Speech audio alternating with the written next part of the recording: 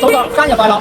九龍各界慶典委員會、九龍社團聯會舉辦慶祝中華人民共和國成立76週年慶祝活動，各界代表與市民共同慶祝這一重要節日。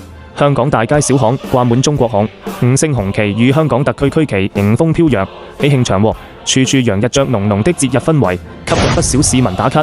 全港亦推出各種優惠，涵蓋交通、飲食、文化等多方面。呢度好有氣氛啊！嗱，今日國慶節咁啊嚟到咧揾阿 K 姐咁啊嚟到銀龍咖啡茶座鯉魚門呢邊，咁咧就鋪頭咧都好重國慶氣氛，咁啊兼夾我自己認為啊係全香港最好國慶氣氛嘅一間店鋪。咁啱啱聽阿 K 姐講咧水上的士啊亦都開幕，咁嚟緊咧喺尖沙咀過嚟咧又好大嘅啫，咁啊大家可以過嚟咧感受一下，多啲嚟到你們去幫襯啊！除咗去K 姐店鋪之外啦，仲有海鮮店啦，甚至乎係有啲特色嘅小食嘅。好，咁啊促進香港經濟，拜拜！祝祖國生日快樂！記得點讚關注哦。